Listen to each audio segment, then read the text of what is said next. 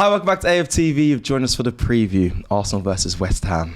No broomsticks or wands, just football to play.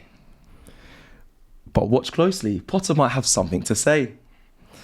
A magical match, a wizardly plot. Can Arteta pull off a victory or not? Tune in this Saturday for a mystical fight as the Gunners face the Hammers under the Emirates spotlight. Was that fucking planned? Harry Potter, James, you're going away. I did that. I like you like Harry Potter, and then Potter, obviously Graham Potter. Like, there was a nice theme for this one. Basically, James is going away, people, for a long time, for 3 weeks. For a long time. He's facing 25 to life. So good luck. I didn't word that good great. Fucking luck. I didn't word that good at all. But he's going away, so he won't be For here a long time. for many previews. So I'll do one Harry Potter inspired. Well, thank you for that. Enjoy it. Yeah, it was really good. Harry Potter, not nice. Wizards and wands.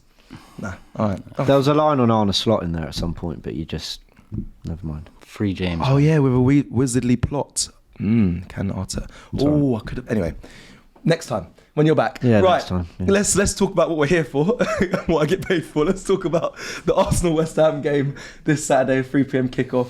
You got to come on. We're in it now. We're in Turkish smile now. In what? We're into the preview. Let's talk. In a title race, Turkey. No, We're in the thick of it. Hey, big up KSI. Quickly, right? It's second versus 16th, right? And what I actually looked at the table. I know this is a little bit off topic. I can't believe how far Man United are down the table. I didn't know. I know they're in crisis, but boys, Man United are 15th. You probably all know this. But I was like, Man said you probably know this well, yeah.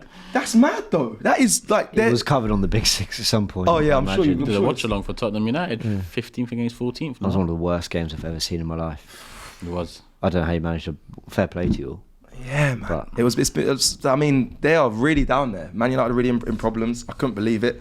Obviously, we're playing West Ham. They're just underneath them.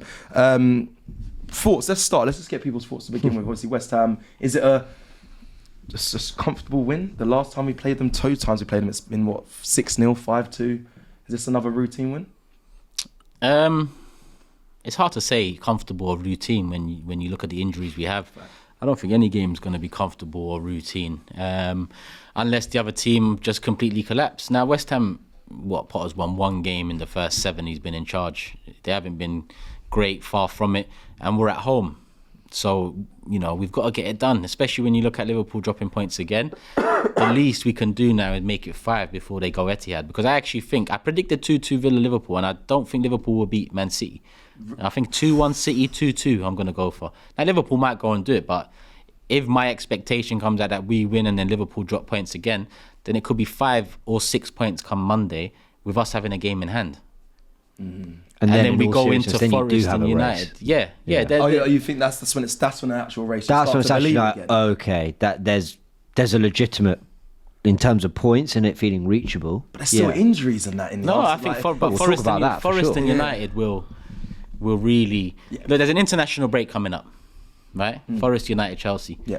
Liverpool have dropped enough points now for us. If we now win the remaining games, I think at best, winning all of our games would be 5 points. Okay. Going into that international break, it's a lot better than it was 2 weeks ago. Yeah. Or at one point it was 9 points. Yeah. Although we had to play, I think, the day after. So we've got to win the game. We've got to make it work somehow, like we made it work against Leicester. Now, the question mark is, if Mourinho starts and we need a goal, do we have another get out of jail card? Do we keep that get out of jail card on the bench again? Does it work again? There's many questions still. I know many are optimistic off the back of Liverpool dropping points, but that's Liverpool dropping points.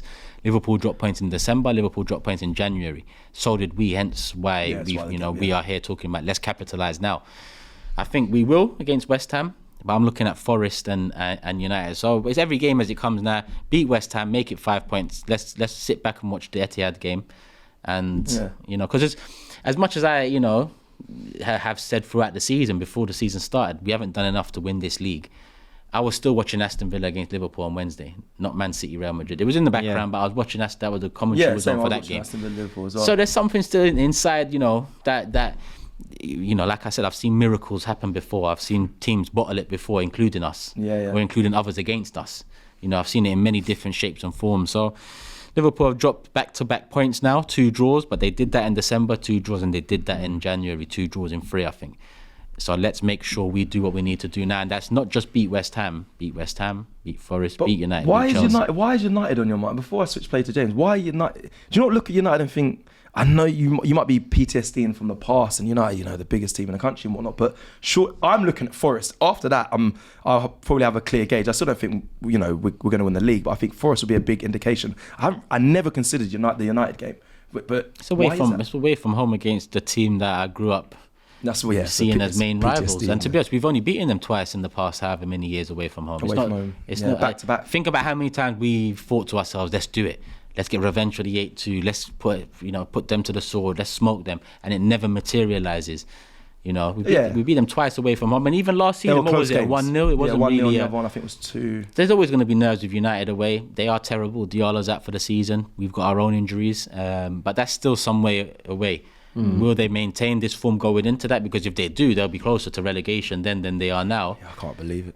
I just can't see it happen. I think they will pick up some form. But again, it's only they're also more suited to the bigger games. So I think we cross that bridge when we come to it. That's just big games. That's true. Yeah. So let's switch play then, James. To you, West Ham this Saturday. I think there's a stat that Arsenal scored the most goals from crosses this season. I think it's 13, including the 2 from Mikel Mourinho and Leicester. Do we still? But we have to really go with that. Do you go with that and think we can get the job done? It's another. I don't know how close West Ham and Leicester are, but it's going to be. I think it'll be that similar sort of game. Or are you doing tacto and saying I have another solution? Football's a funny old sport, isn't it? we did in Focus on Monday, where I basically broke down why Mourinho could work or did work against Leicester as a striker, and sometimes we get so bogged down in the what profile is a player, what position do they play, where have they played in their career. He's 28, Mourinho, so he's defined as a central midfielder. We get so kind of caught up in that at the highest level that you go back to grassroots football, which we've all played. How often did your coach just go, "You're quite big, quite fast, and you can slap a football. Do you mind going up front?" And sometimes football can actually be reduced to just the simplest of, why did Mourinho do well? Because he's really good in the air. His hold-up play is good.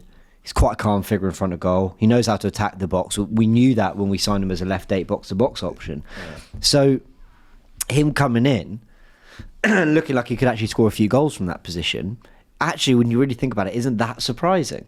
But the thing is, then you're brought back to reality. We're trying to win a league with Mikel Mourinho up front, a 17-year-old, and as Kenya put it, a guy who doesn't sleep 7 hours on the left. No,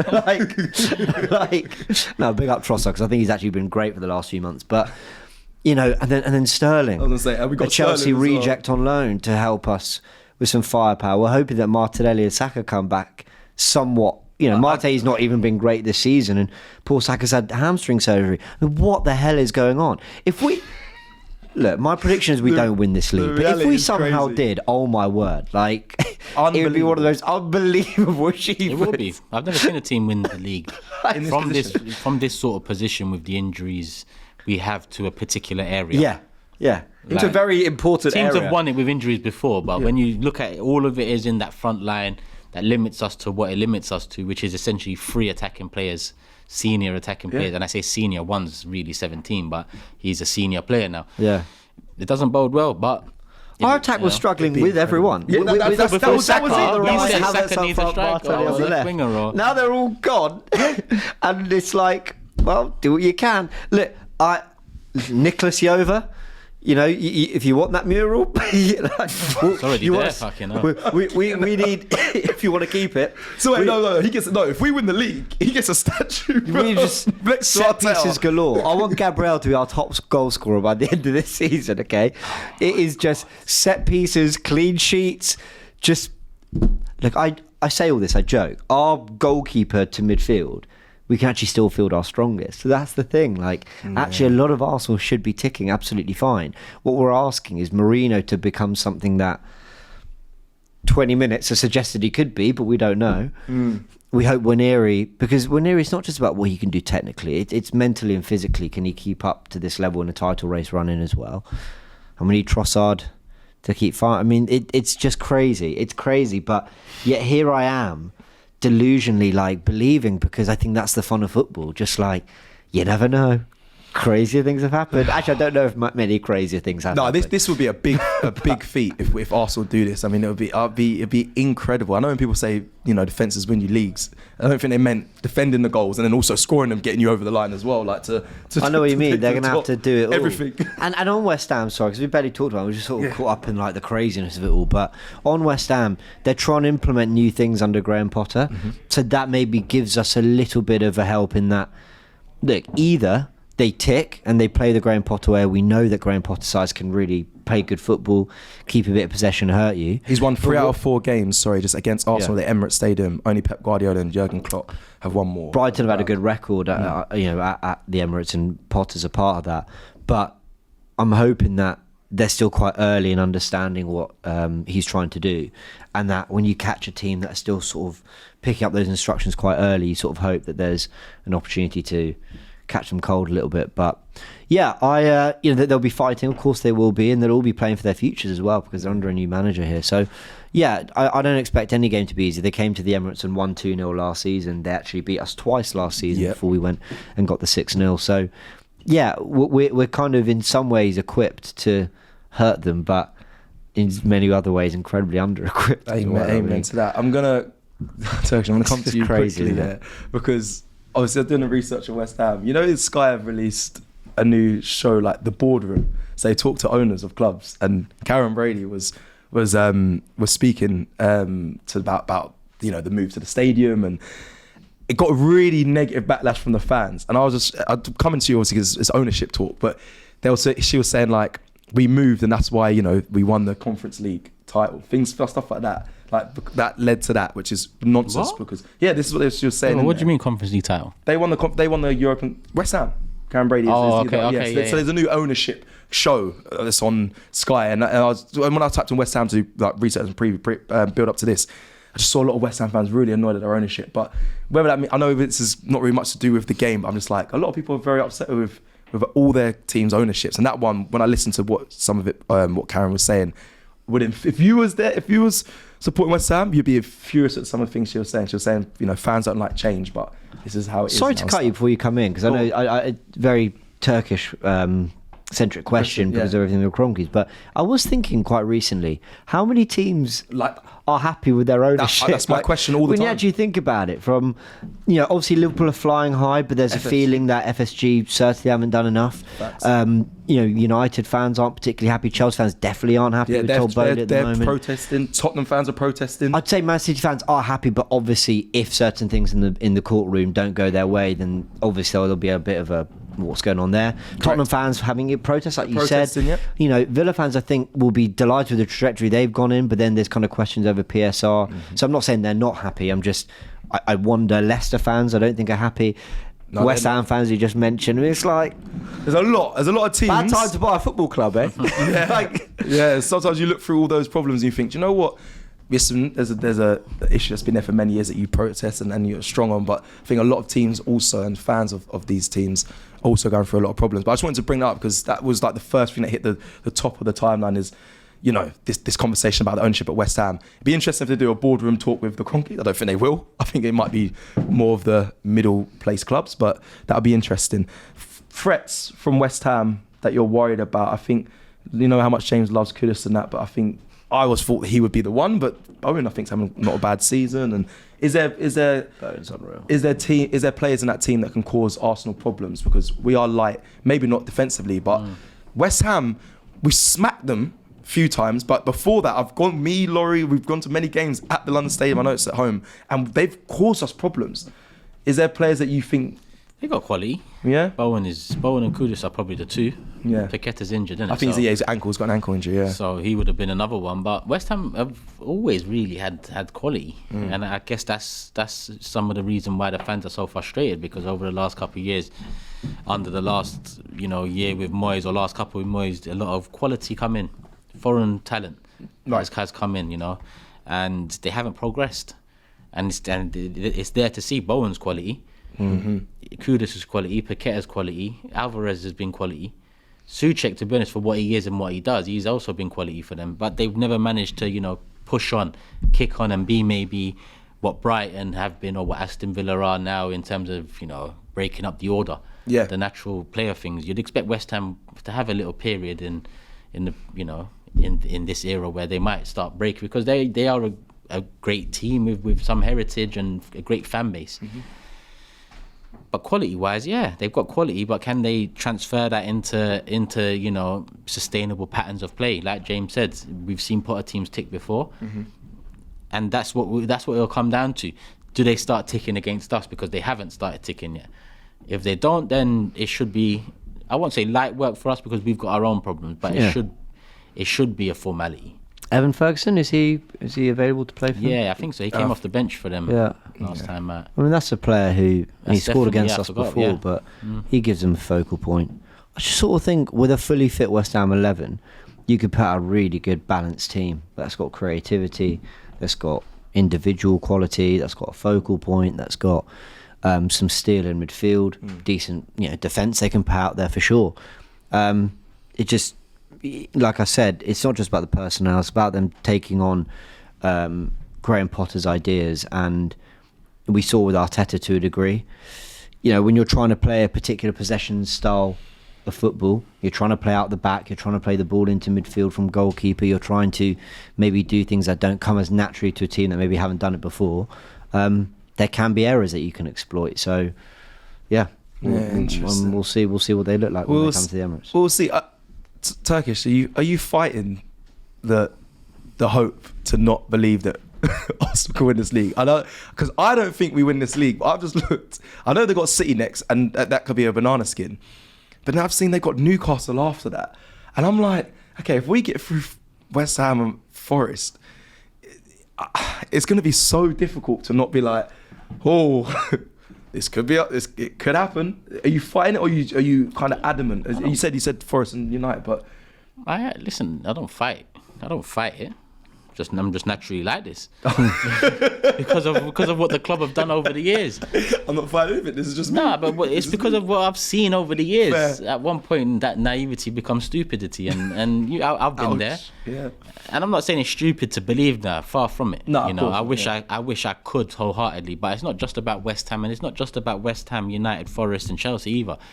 We've got to pretty much win all of our games from now till the end of the season. I've never said the title race won't still be a roller coaster. We won't get back into it. There won't be some more questions, and that's where we're at right now. But we are in a place where it's not just one or two games now. It's the rest of the season. Because as much as Liverpool are going into a patch where they've dropped some points and they could potentially drop more points, after that they go into a patch of games where they should win all 5. Yeah. And then that's when will they? I just think that we're not in the best of places for me to feel as optimistic as others about it. I get 100% the last 2 draws for Liverpool have even, have me saying here, if we can go and beat West Ham now, I think Liverpool will drop points against City. Yeah. And then we'll be in a good place or better place come Monday. But the reality is it's far from over, because as much as Liverpool have dropped points, we can't afford to do that. Yeah, that's where we're at. That's what's tough. They can still afford to drop points. Yeah, we have to earn it. I was looking this up in a reaction I did to the Villa-Liverpool game, that Mourinho's last Chelsea winning side, which I think was 2015, 2013-14, yes, that was it. Yeah, I think Liverpool can, draw 2 more games and lose 2 more games. That's four games they can drop points in. That's 4 plus. It's about 10 points I think they can drop, if I've got that right. And they could still hit that tally, that Mourinho, Chelsea. And I remember them sort of feeling like they'd walked away with the league. They were quite comfortable. Yeah. It felt anyway, if I'm remembering it correctly. And I guess what I'm trying to say is, it's not even that Liverpool have to be perfect, because that's the standards that City and Liverpool have hit over the last sort of 5-6 years. It's that Liverpool can actually afford to just be a little bit not quite at the level that they've been for most of the season, get to a very healthy tally. So if we want to win it, we have to really earn it. We can still have plenty of favours, but we got to find it within us, whether it be winning 5-6 games in a row, whether it be, unlocking something in Mourinho. Last season, I think we all felt in January, as we entered January last season, I think we all felt like we're not going to win the title. We've got too many issues. We're a bit off it. Yeah, the points situation wasn't as bad as it has been at times this season, but I think we all just felt that we didn't have enough. But Arsenal, if Arsenal had won that title, you'd say we earned it. 16 wins in 18. It would have been an incredible run. And no one could really begrudge us lifting that title at the end had we won it. But City were even better than that and therefore deserved it. What are we going to do that's going to knock Liverpool a little bit? What are we going to do that's going to just say, no, it's not just that they kind of fumbled it and fell over and slipped, because a point at Villa is not the end of the world. Like, in a lot of ways, that's a decent point. And a point at Goodison, they haven't lost since like the 4th game of the season. So yeah, they've kind of let us back in it, but we need to earn it. We need to wrestle something, something back in this title race. And beating West Ham, maybe Forest, maybe Man United, winning those games would be actually kind of wrestling yourselves back into it, regardless of what Liverpool do. Okay, let me get score predictions from you guys now. It's Arsenal. Before I do that, obviously a little quick stat for you all. Arsenal unbeaten their last 15 Premier League games, their longest run since a run of 16. The Gunners are also unbeaten in 15 home league games. It's crazy. Our last 15 is identical to Liverpool's 15 pre-Villa. It's the way they started the season. Their first 10 were immaculate, whereas we dropped loads of points. But we've been going somewhat, you could say, punch for punch with them, but we've been so far off them that it's not felt good enough. That doesn't really matter. That's why when you say they have to earn it, Arsenal, I think they have to really kick on with what we have to try and win as many games as possible. And put in a fight that we saw last season. Like you said, we were on a great run last season around this time. The referee as well for this fixture is Craig Pawson. I don't know if that annoys anyone or makes them happy. I don't even know. care. But just have to make sure. No drama. I don't want to even hear the name throughout the 90. Yeah, we know it's a bad performance when we remember the name after it. Let's shout out. Is it? Go on. But his name Peter Banks? Peter Banks. He did a really good job in the Arsenal City game. There was another big game recently he refereed that I thought he refereed well. He's good. Yeah, so Peter Banks is one of the There's some hope. Good. Turkish score prediction. 2-1. Oh, you see us scoring. Oh, wait, us, yeah. You see us scoring too. James. Yeah, 2-0. 2-0. Yeah. Okay, I'm going to go 1-0 Arsenal. Okay, that's it. Score predictions. That's the preview. Mikel Mourinho to get any of them? A magical Mikel Mourinho.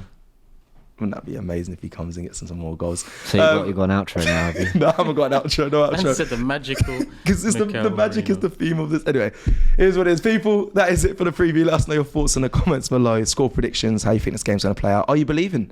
Is this it? Can Arsenal go on and potentially take the title from Liverpool? I mean, there's still more to see, but you never know. You might be believing. I'm not there yet, but we could be potentially after this week or next weekend. Stay tuned to all the AFTV content and build up to this game, and we'll see you again soon. Take care. Peace.